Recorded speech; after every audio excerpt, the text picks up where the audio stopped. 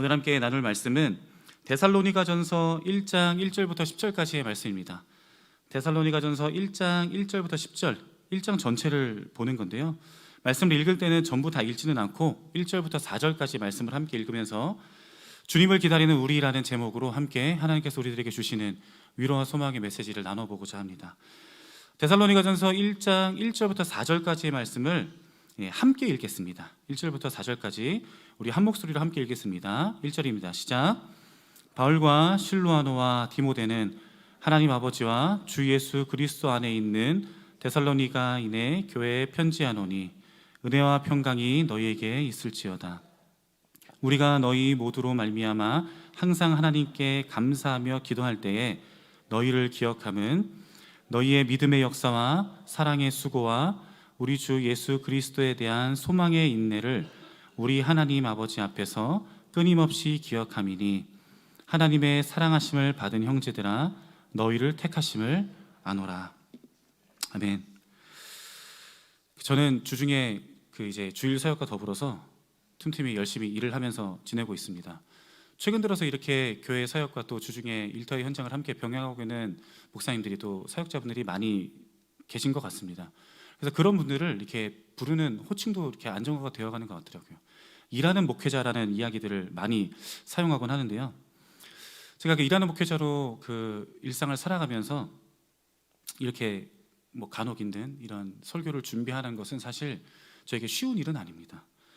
여러 일터의 현장과 사람들을 만나면서 다양한 경험을 하고 또 교회 내에서 경험하지 못했던 다른 모습들을 보면서 함께 공감할 수 있는 영역들, 또 다른 부분에 대해서 고민하고 생각할 수 있는 영역들이 생기는 것은 굉장히 큰 장점이고 저에게는 유익이고 또 이 땅을 살아가는 한 사람의 성도로서 굉장히 의미 있는 시간입니다.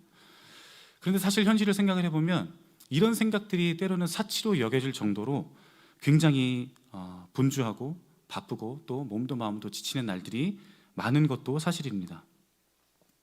근데 얼마 전에 며칠 전에 이제 자려고 밤에 늦은 시간이었는데 한 11시 반쯤 이렇게 침대에 누워 있다가 참 감사한 마음이 들었습니다. 그 시간도 이제 거실에 앉아서 식탁에 앉아서 이제 말씀을 보고 좀 생각을 정리하다가 침대에 누웠는데 굉장히 감사한 마음이 몰려오더라고요. 제가 늘 이제 일터에서 막 땀 흘리며 막 열심히 일하고 있다가 오랜만에 이렇게 양복을 입고 앞에 서서 여러분들에게 말씀을 전할 생각을 하니까 그런 것 때문에 감사했던 게 아닙니다. 그런 것 때문에 이제야 내가 양복에 넥타이를 차려매고 목사로서 자리매김을 하는 이런 생각 때문에 감사한 마음이 들 건 전혀 아니고요. 또 그동안 내가 가지고 있던 생각들을 무언가 사람들에게 전할 수 있어서 그런 게 감사했던 것도 아닙니다.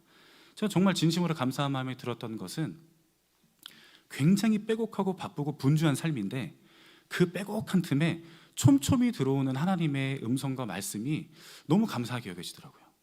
저는 정말 분주하게 살아가고 있다고 생각을 했는데 운전을 하면서도 잠자리에 누워서도 아침에 씻으면서도 밥을 먹으면서도 하나님 지금 나에게 무슨 말씀을 하시는가, 하나님 우리 교회와 공동체에게 어떤 말씀을 주실까라는 질문을 가지고 살아가는 그 시간들이 너무 감사하게 여겨지는 시간이었습니다.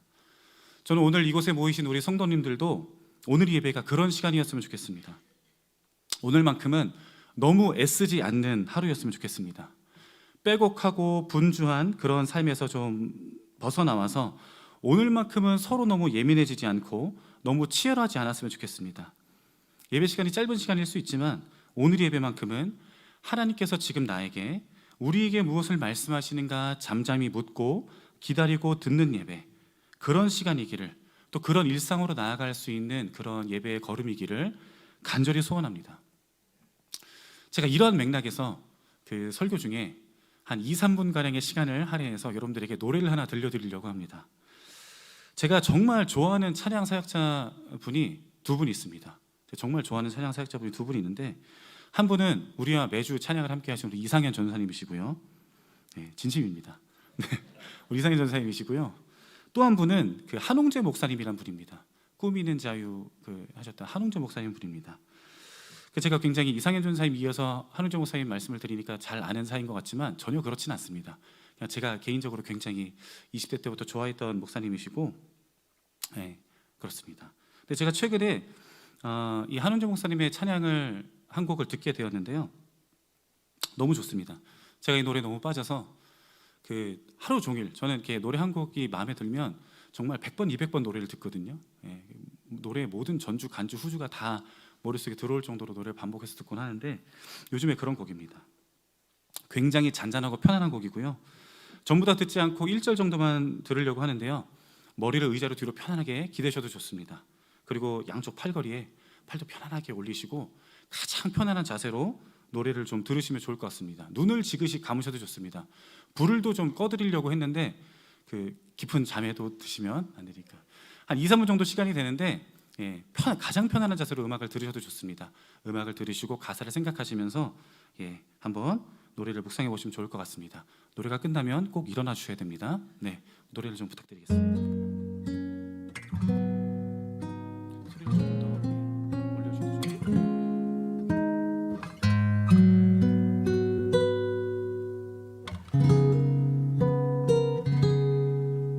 삶은 기다림이어서 이해할 수 없는 수많은 순간들 주의 뜻을 묻고 기다리는 게 나 걸어가야 할 길이라서 삶은 기다림이어서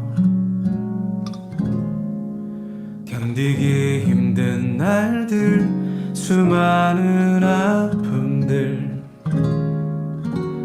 주 내게 주신 그 나라를 바라며 이겨내는 게 나의 길이라서 캄캄하기만 한 두려운 내 앞길과 참기 힘든 시련과 어려운 상황 속에서 날 품어주신 주를 기대하며 주가 주신 나의 길을 가려해 삶은 기다림이어서 주를 바라고 기다리는 게 내 삶의 이유라 이 길을 걸어가네 주 오실 그날 기대하며 이 길을 따라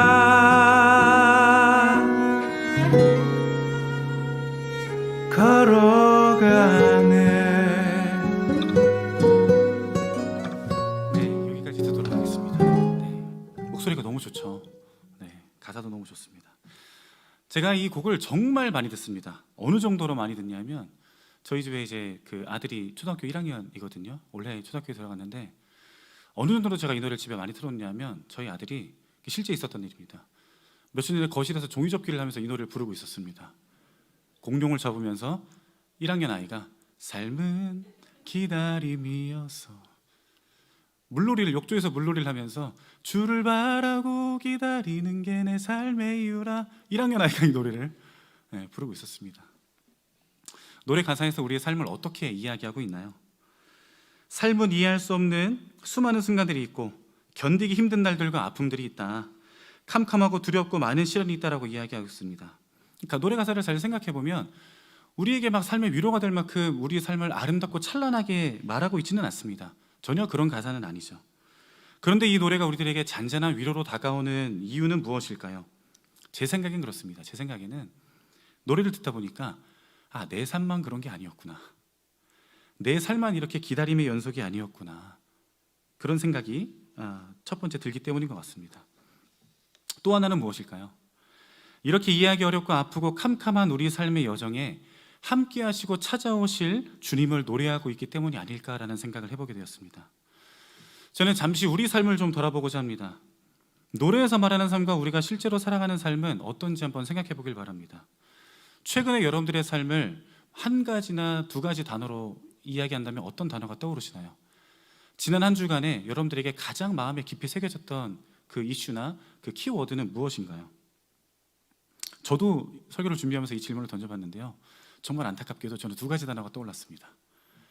첫 번째는 피로였고요. 두 번째는 스트레스였습니다. 너무 마음이 아프죠. 최근에 제가 재밌는 표현을 하나 이렇게 신문을 보다가 뉴스를 보다가 접하게 되었습니다. 혹시 미세 스트레스라는 말을 들어보셨나요? 미세 스트레스. 마이크로 스트레스 이펙트라는 이런 이야기가 있는데, 최근에 저도 이제 기사에서 본 내용입니다. 하버드 비즈니스 리뷰라는 그 기관에서 롭 크로스와 카렌 딜런이 책을 통해서 이제 소개한 개념입니다. 스트레스를 받지 않는 사람들은 없죠. 모든 사람들이 살아가면서 크고 작은 인생의 대소사들로 스트레스를 받으며 살아갑니다. 건강에 문제가 생겨서 스트레스를 받기도 하고, 때로는 뭐 사랑하는 사람들과의 이별이나 뭐 그런 가까운 가족들의 어떤 그런 이별들을 통해서 스트레스를 받기도 하고요. 뭐 다른 인생에 직면하게 되는 여러 큰 문제들을 통해서도 스트레스를 받고는 합니다. 그런데 이런 문제들은 무엇 때문에 내가 스트레스를 받는지 명확한 근거가 알다 보니까 이 사람들이 하는 말은, 한편으로 그런 일들은 스트레스를 컨트롤하는 것이 가능하다라고 이야기를 하는 거예요. 그런 일들은 우리가 무엇 때문에 내가 지금 스트레스를 받고 있는지 알 수 있는 일이지 않냐. 이 사람들이 말하고 있는 그 미세 스트레스라는 개념은 우리도 모르는 사이에, 나도 모르는 사이에 끊임없이 받고 있는 작은 조각과 같은 스트레스를 말하고 있었습니다. 이것은 마치 컵에 물이 한 방울씩 똑똑 떨어지는 것 같아서 우리가 그 컵에 물이 차오르는 줄 전혀 모르고 있다가 물이 쌓이고 쌓여서 컵의 입구에 다다라서 흘러넘치기 직전이나 흘러넘치고 난 후에야 내가 스트레스를 받고 있었구나, 내가 지금 심각한 상황에 빠졌구나라는 것들을 알게 된다는 것입니다. 최근 이 저자의 그 인터뷰에서 미세 스트레스에 대해서 이렇게 이야기라고 합니다. 제가 읽어드릴게요. 인터뷰 내용입니다. 당신이 동료나 가족들과 접하는 순간 미세 스트레스를 받는 상황에 놓일 수 있다. 잠에서 깨어나자마자 미세 스트레스가 시작될 수 있다. 전화기를 켜면 어젯밤 늦게 누군가가 당신에게 무언가를 요청하는 이메일이나 연락이 전송된다. 그리고 당신은 어젯밤에 이 연락을 받고 문제를 해결했으면 좋았을 것이기 때문에 당황한다. 그러는 동안 서둘러 문 밖으로 나가고 학교에 늦을 아이들이 있기 때문에 그들은 퉁명스러운 말을 주고받는다. 이후 당신은 직장에 있고 당신의 매니저나 동료로부터 혼란스러운 메모들을 받는다. 끔찍한 일은 일어나지 않았지만 모든 것이 당신을 갉아먹고 있다. 그리고 하루가 끝날 때쯤이면 당신의 컵은 미세한 스트레스로 가득 차 있다. 당신은 누군가에게, 심지어 당신이 존경하고 사랑하는 사람에게도 화를 낼지도 모른다. 당신은 이미 너무 지쳐있고 궁지에 몰려있기 때문이다. 상황을 이야기 듣는데 마음이 어떠신가요? 벌써 스트레스가 몰려오는 것 같지 않으신가요? 사실 이런 일들은 우리가 일상에서 누구나 겪는 일들입니다. 모든 사람들이 삶을 살아가면서 크고 작은 문제들을 맞이하고 그 짐을 감당하고 짊어지고 살아가고 있습니다. 그런데 저도 하나님을 믿는 그리스도인으로서 사회에 나가서 일을 하고 사람들을 만나고 가정을 꾸려나가고 살아가다 보니까 모두가 겪는 이런 일상의 무게들 뿐만 아니라 그리스도인으로서 겪는 또 다른 어려움과 또 다른 무게, 이 어려움들을 경험하게 되는 시간들이 있었습니다.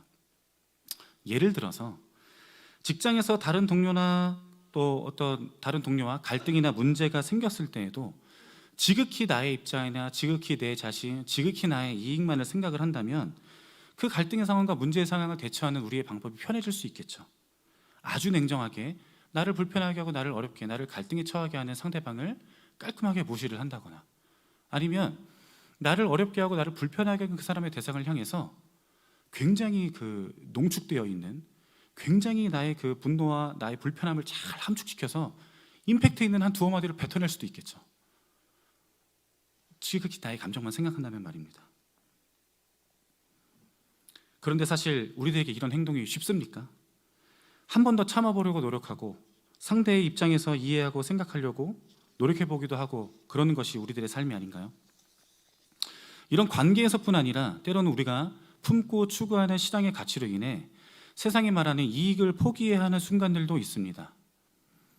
때로는 생각하지 못한 손해를 떠안아야 하는 경우들도 있을 수 있습니다.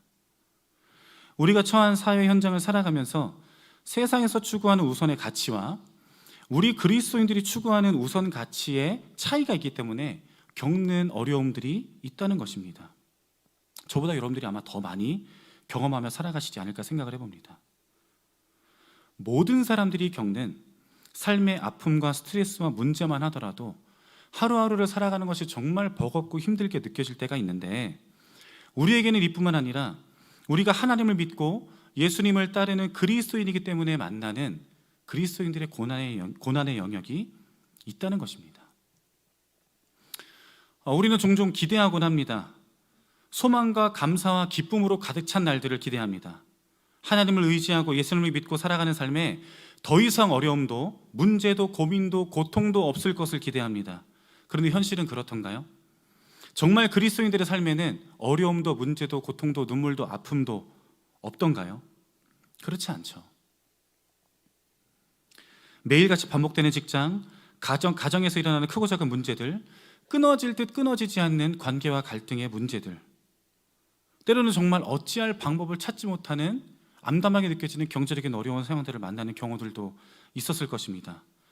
저는 사실 가끔 질문해 봅니다. 저도 그런 어려움의 상황을 만날 때 저는 질문합니다. 하나님, 지금 보고 계십니까?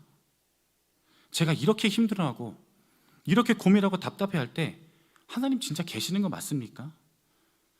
하나님이 정말 지금 이 어려움의 상황 가운데 소망이 되시고 우리가 살아가는 삶 가운데 기쁨이 되십니까? 때로도 이런 도전적인 질문을 해보기도 합니다. 하나님이 저의 이런 투정 어린 질문에 뭐라고 답하실까요? 요한복음 16장 33절입니다. 제가 읽어드리겠습니다. 이것을 너희에게 이르는 것은 너희로 내 안에서 평안을 누리게 하려 함이라. 세상에서는 너희가 환난을 당하나 담대하라, 내가 세상을 이겼노라. 오늘 우리가 살펴보고 있는 데살로니가 전서에서도 이와 비슷한 본문이 있습니다. 데살로니가 전서 3장 4절을 제가 읽어드리겠습니다. 우리가 너희와 함께 있을 때에 장차 받을 환난을 너희에게 미리 말하였는데 과연 그렇게 된 것을 너희가 아느니라. 이 말씀이 뭘 우리들에게 이야기하고 있나요? 그리스도인들의 삶에 환난은 따른다는 것입니다. 어렵다는 것입니다. 바울도 데살로니가 성도들에게 복음을 전할 때 그리스도인으로 이 땅을 살아가는 것은 절대 쉬운 일이 아니다, 어려움과 아픔이 있을 것이다라고 이야기를 했고, 그리고 실제로 데살로니가 성도들이 바울이 이야기했던 것처럼 그 고난과 어려움들을 감당하며 살아가고 있었다는 것입니다. 생각해보면 예수님도 제자들에게 이제 내가 너희들을 위해서 십자가를 지고 죽고 다 죽음 뒤에 다시 부활하고 나면 너희들의 삶에 정말 아름다운 푸른 초원과 같은 탄탄대로와 태평성대 같은 삶이 열릴 거야 라고 말씀하신 적이 없죠. 그렇게 말씀하신 적이 없죠. 오히려 너희가 그리스도인으로 살아가기 때문에 때로는 포기해야 하고 희생하고 감내해야 하는 일들이 있을 것이라고 알려주신 것입니다. 오늘 우리가 함께 읽은 이 데살로니가서의 수신자였던 데살로니가 교회 성도들도 쉽게 이해되지 않는 두 가지 어려움에 빠져 있었습니다. 첫 번째로 이들이 고민하고 어려워했던 부분은 그리스도의 재림과 관련한 부분이었습니다. 데살로니가전서 4장 13절을 함께 읽어보겠습니다. 4장 13절입니다. 형제들아, 자는 자들에 관하여는 너희가 알지 못함을 우리가 원하지 아니하노니 이는 소망 없는 다른 이와 같이 슬퍼하지 않게 하려 함이라. 데살로니가 교회 성도들이 바울을 통해 복음을 들었죠. 그리고 데살로니가 교회 성도들이 이 전해진 내용을 믿고 그리스도인이 되었습니다. 다시 오실 예수님을 간절히 기다렸고 예수님을 간절히 소망하며 하루하루를 버텨갔습니다. 그런데 문제가 생겼습니다. 이들에게 큰일이 일어났습니다. 다시 오실 예수님을 간절히 소망하며 하루하루를 버티고 있었는데 예수님이 다시 오시기 전에 죽음을 맞이한 성도들이 있었던 것입니다. 데살로니가 교회 성도들은 슬픔과 혼란에 빠졌습니다. 예수님이 다시 오실 때 우리가 그분을 기다리고 있었다면 그분과 함께하는 하나님의 날을 누리겠지만 이미 죽은 사람들은 어떻게 하지? 이것에 대해서 이야기를 듣지 못했던 성도들은 아마 혼란과 슬픔에 빠져 있었을 것입니다. 어쩌면 굉장히 두려움과 불안에 빠져 있는 성도들이 있었을지도 모르겠습니다. 먼저 죽은 자들이 혹시 하나님 앞에 뭔가 합당하지 못한 삶을 살았던 것은 아닐까? 아니면 나도 지금 하나님 앞에 뭔가 합당하지 못한 삶 때문에 예수님의 다시 오심을 맞이하지 못하고 나도 죽음을 맞이하게 되면 어떡하지? 이런 불안함이 들었을지도 모르겠습니다. 이것뿐만이 아니었습니다. 데살로니가 교회 성도들이 직면했던 두 번째 문제는 굉장히 맹렬한 그 박해의 상황을 견디고 있었다는 것입니다. 데살로니가 교회 성도들이 그리스도를 주로 고백한다는 것은 당시 가장 큰 권력으로 인정받던 로마의 황제의 정면으로 도전하는 일이었습니다. 이로 인해 많은 박해와 고난을 받아야 했던 데살로니가 성도들은 그 현실은 데살로니가 전후서에 있는 바울의 기록을 통해 볼 수 있습니다. 앞서 읽었던 데살로니가 전서 3장 4절을 제가 다시 한번 읽어드리겠습니다. 우리가 너희와 함께 있을 때에 장차 받을 환난을 너희에게 미리 말하였는데 과연 그렇게 된 것을 너희가 아느니라. 데살로니가 후서 1장에도 그 기록이 있습니다. 후서 1장 5절을 제가 읽겠습니다. 이는 하나님의 공의로운 심판의 표요 너희로 하여금 하나님의 나라에 합당한 자로 여김을 받게 하려 함이니 그 나라를 위하여 너희가 또한 고난을 받느니라.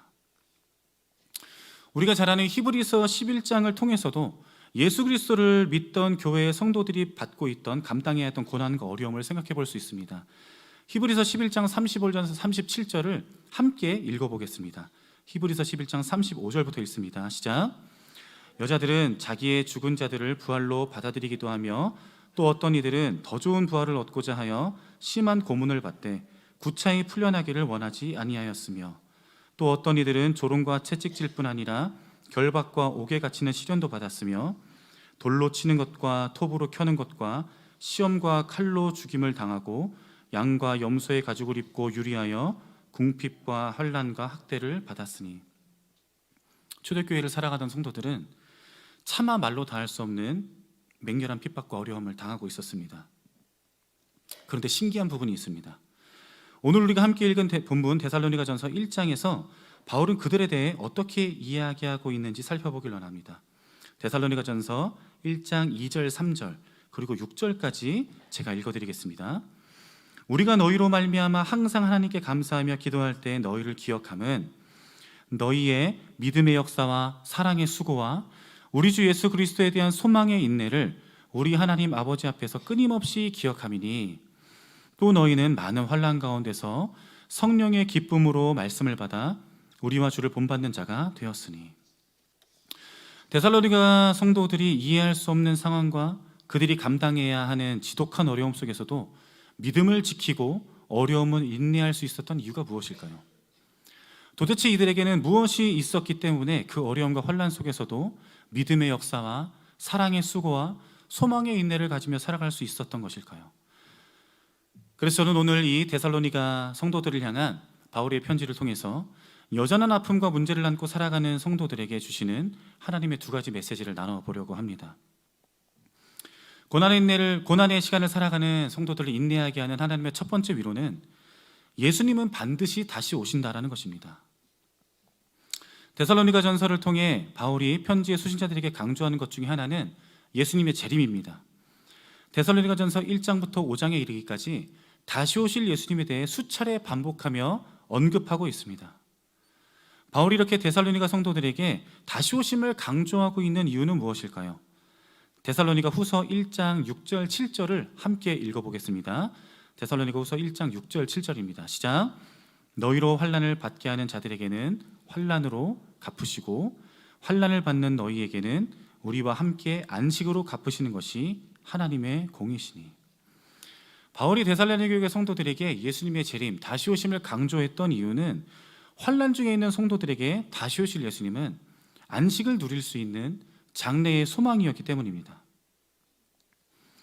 데살로니가 전서에서 예수님의 다시 오심이 그리스도의 소망이다라고 말할 때 이 소망에 사용되는 단어는 엘피스라는 헬라어 단어입니다.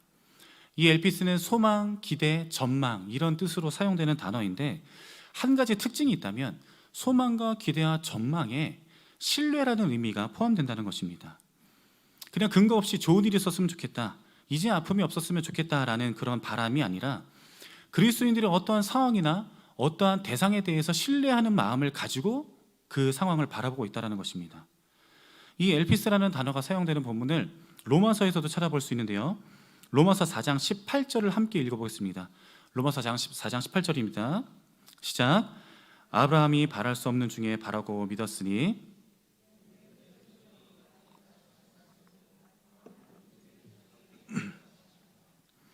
우리가 잘 아는 것처럼 노년의 아브라함에게 자신을 통해 수많은 후손이 이어진다는 것은 바랄 수도 기대할 수도 없는 일이었습니다. 하지만 로마서의 말씀처럼 아브라함은 바라고 믿었습니다. 소망했습니다. 이것이 가능했던 이유는 이는 내 후손이 이같으리라 라고 말씀하신 하나님이 계셨고 아브라함이 그 하나님을 신뢰했기 때문입니다. 이제 우리의 삶으로 돌아와서 다시 생각해 보려고 합니다. 우리는 주어진 삶의 어려움과 고난 속에서 예수님을 소망하며 살아가고 있습니까? 우리가 직면한 문제와 아픔에 예수님이 정말 소망이 되십니까? 제가 먼저 답을 드리자면 예수님은 분명 우리들에게 소망이 되십니다. 예수님은 우리가 살아가는 매일의 삶에 소망이 되십니다. 하지만 우리가 예수님을 소망한 이 과정 가운데 한 가지 오해하지 않고 기억해야 할 것이 있습니다. 예수님은 우리 삶에 있는 문제를 해결하고 우리의 문제를 대신 풀어주는 심부름꾼이 아니라는 것입니다. 물론 내가 어려워하는 모든 문제들 가운데 하나님께서 함께 하시고 도움을 주실 수 있죠. 우리가 생각하지 못한 놀라운 일들로 우리의 문제와 어려움의 상황 가운데 개입하실 수 있습니다. 그런데 우리는 종종 예수님이 지금 우리 삶의 소망이 되시는지, 우리와 정말 함께 하시는지, 그렇지 않은지에 대한 그 판단 기준을 나의 기준으로 세워놓는 경우들이 많은 것 같습니다. 내가 어려워하는 상황에서 내가 바라는 대로 일이 잘 풀리면 역시 예수님 나와 함께 하셔서 소망이 되시는구나 라고 생각하고, 내가 원하는 대로 일이 잘 풀리지 않으면 나중에 천국문 열고 들어갈 때는 소망이 되시는지 모르겠는데 적어도 오늘 내가 직면하는 문제 가운데는 도대체 하나님이 계신지, 도대체 예수님이 소망이 되시는지, 계시다면 도대체 뭘 하고 계시는지 모르겠다라고 생각하는 우리들의 그런 연약한 모습들을 인정해야 한다는 것입니다. 고난 중에 예수님을 소망한다는 것은 예수님이 지금 내가 바라보고 있는 문제를 해결하실 것이라고 신뢰하는 것이 아니라 예수님이 지금 내가 겪는 고난의 여정을 지켜보고 함께하고 계시다라는 것을 신뢰하는 것입니다. 문제를 해결하시는 예수님을 신뢰하는 것이 아니라 삶의 문제를 넘어서 나를 성장시키고 나를 자라나고 나의 시선을 높이셔서 문제를 넘어 새로운 관점을 볼 수 있도록 하시는 예수님을 신뢰해야 한다는 것입니다. 예수님을 소망하며 살아가는 그리스도인들에게 그 삶에 놓여있는 삶의 문제와 어려움들이 당장 해결되지 않을 수 있습니다. 심지어 지금 내가 고민하고 있던 문제가 해결되더라도 또 다른 문제가 찾아올 수 있습니다. 또 다른 어려움에 부딪힐 수 있습니다. 이럴 때 우리가 가져야 하는 생각은 문제를 없애주심을 신뢰하는 것이 아니라 이 여정을 주관하시고 함께 하시는 하나님이 계시다는 것, 그리고 이 여정의 끝에 우리를 지금과는 비교할 수 없는, 우리가 차마다 상상할 수 없는 안식으로 우리를 초대하고 위로하시는 하나님이 계심을 신뢰하는 것입니다. 히브리서 12장 2절을 제가 읽어드리겠습니다. 믿음의 주요 또 온전하게 하시는 이인 예수를 바라보자. 그는 그 앞에 있는 기쁨을 위하여 십자가를 참으사 부끄러움을 개의치 아니하시더니 하나님 보좌 우편에 앉으셨느니라. 소망을 가지고 인내하며 살아가는 삶을 생각해 보면 그리스도의 고난과 죽으심과 부활을 참 닮아 있다는 생각이 듭니다. 예수님의 삶도 사실 고난의 연속이었죠. 하지만 그 삶을 소망으로 인내하신 예수님의 그 삶은 부활이라는 하나님의 승리의 역사로 이어집니다. 바울 또한 오늘 우리가 함께 읽은 데살로니가 전서를 통해서 성도들에게 동일한 메시지를 전하는 것입니다. 바울은 환난을 당한 자들에게 위로를 베푸실 하나님을 선포합니다. 하나님의 위로가 어떻게 우리들에게 주어질지는 사실 잘 모르겠습니다. 지금 내가 직면하고 있는 어려움과 아픔의 상황 가운데 어떻게 하나님께서 위로하실지, 그리고 그 하나님의 함께 하심과 위로가 나에게 어떻게 이해될지는 사실 잘 모르겠습니다.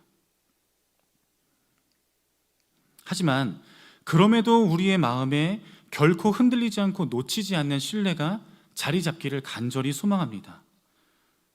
아픔과 어려움이 가득해 이해하기 어려운 우리의 삶이라 할지라도 지나온 걸음을 함께 하신 하나님께서 지금 이 모든 여정에도 함께 하신다는 그 신뢰와 소망을 갖는 우리가 되기를 간절히 소원합니다. 그리고 우리의 위로이신 예수님께서 우리 삶에 반드시 찾아오신다라는 그 사실을 잊지 않고 마음에 새기는 우리이기를 간절히 소망하며 축복합니다. 고난을 인내하게 하는 하나님의 위로 두 번째는 함께 걷는 우리가 있다는 것입니다. 함께 기다리는 우리가 있다는 것입니다. 바울은 데살로니가 교회를 향한 이 첫 편지를 마치면서 이 데살로니가 교회를 향한 당부의 메시지를 남깁니다. 데살로니가전서 5장 12절부터 15절까지를 함께 읽어보겠습니다. 12절부터 15절까지 함께 읽겠습니다. 시작. 형제들아, 우리가 너희에게 구하노니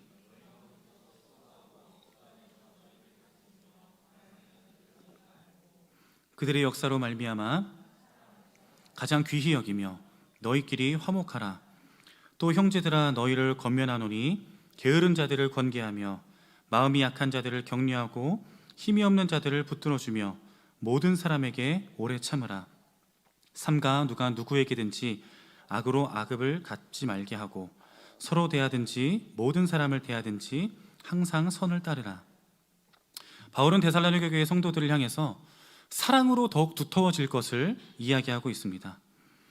앞서 말씀드린 대로 당시 교회 성도들은 로마의 극심한 박해를 견뎌내며 신앙을 지켜오는 사람들이었습니다. 예수 그리스도를 왕으로 섬긴다는 그들의 고백으로 인해 때로는 목숨을 잃을 수도 있는 그런 어려운 상황에서 신앙생활을 이어가고 있었습니다. 저는 질문을 던져봤습니다. 왜 그렇게까지, 좀 쉽게 표현하면 모이다 잡히면 죽을 수도 있는 상황인데 왜 그들은 그 박해와 어려움에 고난의 대가를 치르면서 그렇게 함께 모이려고 했을까? 그러던 중에 오래전에 들었던 한 단어가 생각이 났습니다. 자조 모임, 지지 모임이라는 단어였습니다. 이 자조 모임, 지지 모임이라는 단어는 심리학이나 사회복지 분야 이런 쪽에서 종종 사용하는 개념인데 간단하게 설명을 드리자면 비슷한 상황과 비슷한 공통의 문제를 가진 사람들이 모여서 함께 서로의 삶을 나눌 때 서로가 서로에게 지지가 되고 위로가 되고 도움을 얻게 된다는 것입니다. 이것은 저 혼자만의 생각일 수도 있지만 저는 이 자조 모임, 지지 모임이라는 이 단어가 어떻게 보면 초대교회의 모임에서부터 시작된 것이 아닐까라는 생각이 들기도 했었습니다. 데살로니가 교회 성도들에게는 두 가지 공통점이 있었습니다. 첫 번째는 예수님을 주로 고백하고 다시 오실 왕으로 믿는 세상과 다른 가치를 가지고 있었다는 것입니다. 복음을 믿고 하나님을 소망으로 살았다는 것이죠. 그리고 두 번째 공통점은 그 세상과 다른 가치를 지키며 살아가는 것이 그들에게 너무 고되고 힘들었다는 것입니다. 세상에서는 우리가 믿고 추구하는 진리와 다른 가치를 말합니다. 그리스도인들이 가치 있다고 여기는 것을 세상은 미련하다고 말하기도 하고 아무것도 모른다고 손가락질하고 핍박하기도 합니다. 이런 상황에서 때로는 우리가 지키고 있는 믿음과 소망보다 현실에서 내가 직면하고 부딪히는 어려움과 비난과 고난이 더 크게 여겨지는 것도 사실입니다. 그렇기 때문에 이들은 모일 때마다 예수님과 사도들의 가르침을 나누고 묵상했습니다. 그리고 성만찬을 통해 예수 그리스도의 구주 되심을 고백하며 예수님의 사랑을 마음에 새기는 시간을 가졌습니다. 이 모든 과정들을 통해 이들은 그리스도인이 믿으며 품고 살아가는 소망이 틀리지 않았음을 확인하고 새롭게 다짐하는 시간을 가졌을 것입니다. 현실의 문제 때문에 지쳐있는 누군가가 있다면 그 사람의 상황에 깊이 함께 공감하며 서로의 손을 붙잡았을 것입니다. 그리고 그들을 위로하고 격려하고 권면했을 것입니다. 당시 교회 성도들의 이 모임은 다시 오실 예수님의 마음으로 그분의 손과 발이 되어서 어려움과 아픔 가운데 있는 성도들의 마음을 품고 위로하고 사랑하는 그 예수님의 마음으로 이루어지는 교회였던 것입니다. 어렵고 고단한 하루하루를 살아가는 그리스도인들의 삶에, 아픔을 직면한 우리들의 삶에 가장 큰 위로가 무엇입니까? 어떨 때 가장 위로를 받으시나요? 그것은 바로 하나님께서 지금 나와 함께하고 계신다라는 것을 경험하는 순간입니다. 지금 내가 걸어가고 있는 길의 여정을 하나님이 지켜보시고 함께하고 계심을 발견하는 것이 우리 그리스도인들에게는 무엇과도 바꿀 수 없는 가장 큰 위로입니다. 우리의 등을 두드려 주시며 고생이 많다, 잘하고 있다, 조금만 더 힘내자, 이런 하나님의 위로의 음성이 고난의 길을 걷는 그리스도인들의 삶에 가장 큰 에너지가 된다는 것입니다. 이러한 맥락에서 바울은 교회를 향해 서로가 서로에게 그 하나님의 위로와 응원의 메시지를 전하는 통로가 되어야 한다는 것을 이 말씀을 통해 외치고 있는 것입니다. 바울은 데살로니가전서 3장 12절 13절에서 이렇게 말합니다. 또 주께서 우리가 너희를 사랑함과 같이 너희도 피차간과 모든 사람에 대한 사랑이 더욱 많아 넘치게 하사 너희 마음을 굳건하게 하시고 우리 주 예수께서 그의 모든 성도와 함께 강림하실 때에 하나님 우리 아버지 앞에서 거룩함에 흠이 없게 하시기를 원하노라. 바울이 데살로니가 교회를 향해 말하는 굳건함과 거룩함의 비결이 무엇입니까? 교회 안에 차고 넘치는 서로 간의 사랑입니다. 저는 우리 성도님들에게 권면하며 부탁드립니다. 하나님의 사랑을 충분히 경험하고 나눌 수 있는 공동체를 꼭 가지시기를 부탁드립니다. 저희 교회에도 그런 작은 공동체들이 참 많습니다. 주일 말씀을 항상 나누는 말씀 소그룹도 있고요. 또 BSF 성경 공부나 돌방 묵상 모임, 성경 통독 모임, 인대인 훈련, 많은 모임들이 있습니다. 또 한편으로는 꼭 우리 교회 안에 이런 모임이 아니더라도 우리 성도님들이 살아가는 삶의 자리에서도 이런 공동체를 많이 세워가고 누리시기를 진심으로 축복하고 또 응원합니다. 직장에서도 마음을 함께하는 동료들이 있다면 한 주에 한 번이라도 아니면 2주에 한 번이라도 함께 자리를 마련해서 말씀을 나누고 서로의 삶을 나누는 그런 시간을 가져보시면 좋겠고요. 혹시 가깝게 지내는 이웃들이 있다면 그런 모임을 누리실 수 있다면 그런 시간들도 너무 좋을 것 같습니다. 그래서 함께 하나님을 바라보고 다시 오실 예수님을 기다리는 공동체 안에서 하나님의 크신 위로를 누리시길 바랍니다. 저는 이것이 우리가 함께 꿈꾸고 바라보는 교회와 성도의 모습이 아닐까 생각합니다. 교회에 다니기만 하는 것이 아니라 우리가 교회가 되어서 우리가 살아가는 삶의 현장 가운데 교회를 세워가는 그리스도인의 삶이 바로 이런 것이 아닐까 소망하고 기대해 봅니다. 히브리서 10장 23절 25절 말씀을 함께 읽으며 말씀을 정리하려 합니다. 히브리서 10장 23절 25절 말씀을 함께 읽겠습니다. 시작. 또 우리에게 약속하신 분은 신실하시니 우리는 흔들리지 말고 우리가 고백하는 그 소망을 굳게 지킵시다. 그리고 서로 마음을 써서 사랑과 선한 일을 하도록 격려합시다. 어떤 사람들의 습관처럼 우리는 모이기를 그만하지 말고 서로 격려하여 그날이 가까워 오는 것을 볼수록 더욱 힘써 모입시다. 최근에 그리스도인의 고난에 대해서 이야기하는 영상을 하나 접했습니다. 그 남포교회 원로 목사님이신 박영석 목사님의 영상이었는데요. 그 영상에서는 그리스도인들의 고난은 학교와 같다라고 말하고 있었습니다. 하나님께서 우리를 택하시고 부르셔서 죄의 억눌림으로부터 우리를 자유케 하셨습니다. 그리고 그 이후 하나님의 자녀로 택함받은 백성으로 합당한 정체성을 찾아가며 주어진 삶의 책임감을 가지고 살아갈 수 있도록 우리를 가르치고 지도하시는 과정이 그리스도인들의 고난이다라고 설명하고 있었습니다. 나의 실력이나 세상의 방법으로 우리가 직면한 문제들을 풀어가려고 한다면 고난을 피하고 우리가 마주하는 문제들의 수를 줄일 수 있을지 모르겠습니다. 우리가 열심히 노력하고 내 실력을 발휘하고 세상의 방법대로 해본다면 때로는 우리가 마주하는 어려움들을 좀 줄이고 피할 수도 있을 것 같다는 생각도 해봅니다. 하지만 하나님께서 고난의 과정을 통해 만들어가고자 했던 우리를 향한 하나님의 그 일하심, 우리의 인도자 되시는 하나님을 경험하지는 못할 것입니다. 우리 그리스도인들에게 고난이 당연한 것이고 이 과정이 중요한 이유는 우리가 이 고난의 과정을 통해 하나님의 다스리심을 받는, 하나님께로부터 힘을 얻는, 하나님께로 속한 자라는 정체성을 발견하는 과정이고 존재이기 때문입니다. 민망하시겠지만 잠깐 앞, 뒤나 옆을 바라보시기 바랍니다. 바라보세요. 눈을 한번 마주 보세요. 하나님은 그리스도인으로 살아가는 이 삶의 과정을 혼자 걸어가게 하지 않으십니다.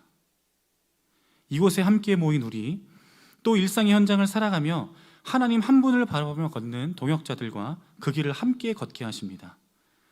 하나님은 우리를 통해 서로 사랑하며 돌보게 하시고 서로 선한 일로 힘을 얻게 하시고 우리의 마음을 더욱 굳건하게 하십니다. 우리 함께 이 사실을 기억하며 주어진 삶의 자리를 불안과 염려가 아닌 소망과 사랑으로 채워가시는 하나님을 풍성히 누리는 우리 성도님들의 삶이 되시길 간절히 바라며 축복합니다. 우리 시간에 함께 찬양하기 원합니다. 사실 생각해보면 우리가 가지고 있는 믿음에는 역설이 너무 많습니다. 왕이신 하나님이, 참신이신 하나님이 인간으로 오셨고요, 가장 높으신 분이 가장 낮은 자리로 오셨습니다. 역설이죠. 죄가 하나도 없으신 분이 모든 죄값을 치르셨습니다. 생명을 주기 위해 죽임을 당하셨습니다. 역설이죠. 모든 은혜와 사랑을 주시는 하나님은 보이시지 않지만 우리와 늘 함께 하십니다. 성도의 삶도 마찬가지입니다. 우리는 세상에서 무명할지라도 하나님의 시선에서는 유명한 자입니다. 우리는 죽음과 같은 고난이 올지라도 영원한 참 생명을 누리는 자들입니다. 삶의 여러 근심과 문제 속에서도 우리는 이해할 수 없는 기쁨을 가지며 비록 가진 것이 없어도 하나님의 풍성하심을 누리는 자라는 것을, 이 역사를 우리의 마음에 꼭 새기시고 기억하시고 소망하시기를 바랍니다. 우리의 이 믿음을 가지고 우리의 바람과 고백을 하나님께 올려드리며 함께 찬양하길 원합니다.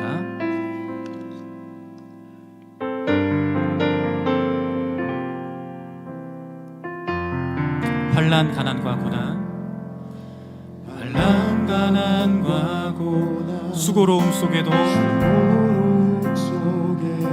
성도는 그 믿음을 지켰네.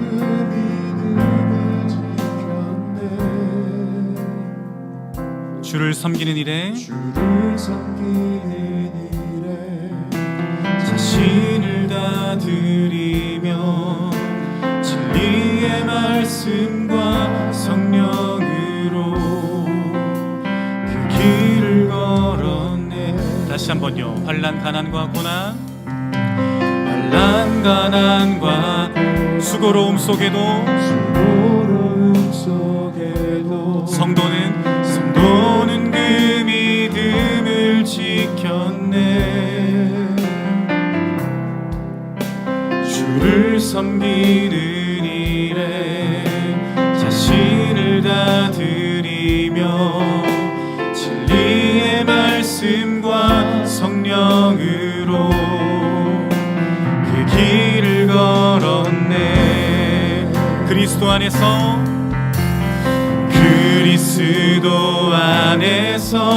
새롭게 하시고 그리스도로 인하여 우리는 자유케 되었습니다. 함께 노래합니다. 우리는 무명하나 유명한 자요.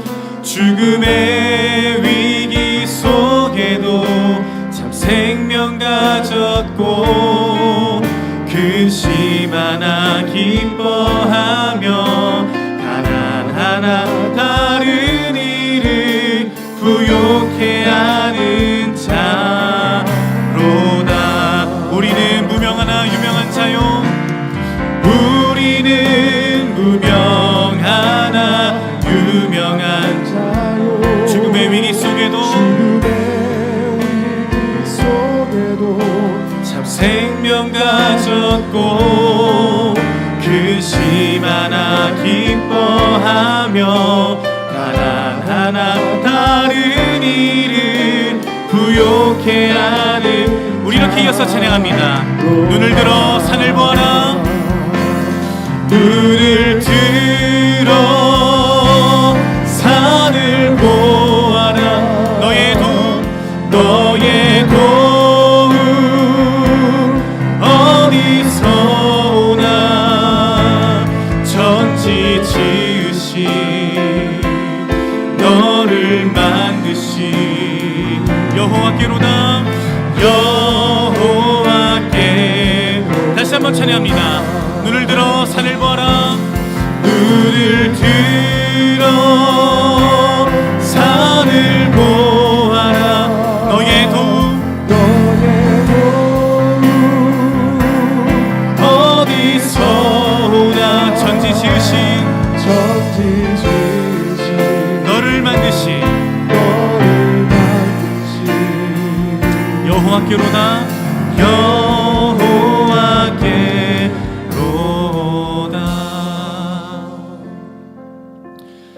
우리 잠잠히 눈을 감아보기 원합니다. 그리고 조용히 하나님 앞에 우리의 상황과 마음을 기도로 올려보길 원합니다. 우리를 무겁게 하는 삶의 문제들을 한번 조용히 떠올려 보시길 바랍니다. 우리는 삶에 놓여져 있는 문제를 나 스스로 직접 다루는 것에 익숙한 채 살아가고 있는지도 모릅니다. 눈앞에 있는 모든 짐들과 문제들을 다 내가 해결하려고 하는지도 모르겠습니다. 그렇게 사는 것이 자신의 삶에 대해 책임감 있는 것이고 자신의 문제에 대해 용기 있게 행동하는 것이라고 생각하기 때문입니다. 그런데요, 생각해보면 하나님 앞에서는 반대일 수 있습니다. 우리가 살아가면서 만나는 어려움과 아픔들, 무거운 짐들을 내가 어떻게든 해결해 보려 하는 것이 아니라 하나님 앞에 가져다 놓는 것이 오히려 그리스도인으로서 책임감 있고 용기 있는 모습일 수도 있습니다. 우리가 가져야 할 삶의 태도는 우리 삶의 문제와 어려움들을 보고서로 잘 작성해서 하나님 책상에 올려다 놓는 것, 그리고 그분의 답변을 기다리는 것일지도 모르겠습니다. 때로는 답답할 수도 있죠. 지금 당장 내가 뭐라도 해야 할 것 같은 조바심이 나를 짓누를 수도 있습니다. 이보다 더 큰 일이 일어날까봐 불안과 두려움이 일어날 수도 있습니다. 그런데요, 우리가 인정할 수밖에 없는 현실이 있습니다. 그것은 내가 수없이 몸부림쳐보는 것보다 함께 하시는 하나님의 역사를 경험하고 누리는 것이 훨씬 낫다는 것입니다. 사실 저도 불안감과 두려움에 갈등할 때가 너무 많습니다. 하나님, 이건 어쩔 수 없는 현실이잖아요. 지금 제 눈앞에 있는 현실의 문제를 제가 부딪히고 해결하지 않으면 어떻게 합니까? 이런 원망 섞인 기도를 토로한 적도 있습니다. 그런데 저의 이런 기도에 하나님이 저에게 다시 반문하시는 것 같더라고요. 형우야, 네가 말하는 그 현실은, 네가 어려워하는 그 현실의 문제에는 내가 좀 들어가면 안 되겠니? 내가 너와 함께 해도 도저히 그 문제는 어떻게 안 될 것 같니? 이렇게 저한테 다시 물어보시는 것 같더라고요. 이 시간 하나님께 우리 삶을 있는 그대로 이야기해 보길 원합니다. 지금 내가 무엇 때문에 지쳐 있는지, 어떤 문제가 나를 어렵게 하는지, 무엇 때문에 내가 잠 못 이루고 있는지 조용히 기도를 올려드리길 원합니다. 그리고 우리의 이야기에 하나님께서 나를 어떻게 바라보시는지, 지금 나를 향해 어떤 표정을 짓고 계신 것 같은지, 지금 우리의 아픔을 향해 뭐라 말씀하시는지, 우리 그 위로의 하나님과 소망의 하나님 앞에 잠잠히 기도하며 나아가는 시간 갖겠습니다. 같이 기도하겠습니다.